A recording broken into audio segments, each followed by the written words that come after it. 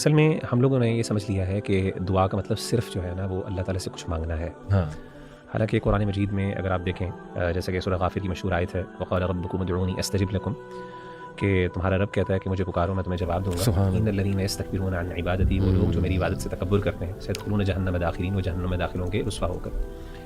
اس آیت میں اللہ تعالیٰ نے دعا کو عبادت کہا ہے. تو ہم لوگوں نے سمجھا ہے کہ یعنی عبادت خاص طور پہ دعا کے معنی میں عام طور پہ یہ سمجھتے ہیں کہ یہ بیسکلی ایک کانٹریکٹ ہے اللہ تعالیٰ سے، یعنی کچھ لین دین کا معاملہ ہے، یعنی ایک کمرشل ایکٹیویٹی ہم نے بنا لی. یہ سوچ ہے کہ جب بھی ہم نے اللہ کے سامنے جانا ہے دعا مانگنی ہے تو ہم نے تبھی جانا ہے جب ہمارے پاس کوئی نہ کوئی مانگنے کے لیے چیز. تو دعا یہ نہیں ہے، دعا ایک عبادت ہے. یعنی اگر آپ کے پاس نہیں بھی ہے کچھ مانگنے کے لیے بالفرض تو پھر بھی آپ نے مانگنی ہے، پھر بھی آپ نے عبادت کرنی ہے. کہ ہم نے پھر نہ سمجھ لیا کہ دعا کی قبولیت کا مفہوم ہی یہی ہے کہ جب تک جو ہم مانگ رہے ہیں ہمیں ملتا جائے، کیونکہ ہم نے اس کو ایک کمرشل ایک ایکٹیویٹی کا پروسیس سمجھ لیا نا. تو یعنی ہمارے نزدیک پھر دعا کا کانسیپٹ ریڈیوس ہو کے لین دین پر آ گیا.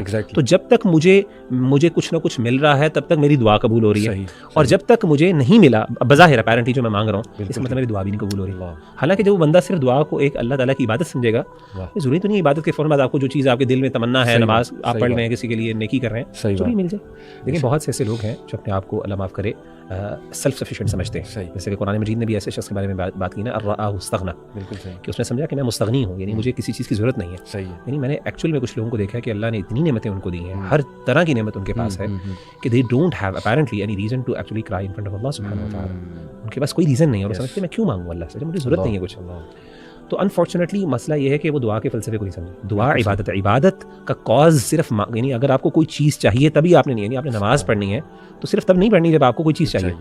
تو اللہ کے رسول صلی اللہ علیہ وسلم سبحان اللہ ضروری نہیں کہ he was actually asking Allah for something. صرف اللہ کا شکر ادا کرنا، اللہ تعالیٰ کا حمد بیان کرنا، الحمدللہ، اللہ اکبر، اللہ کا ذکر کرتے رہنا دعا کے اندر ہاتھ اٹھا کے، that's it, that's also a دعا.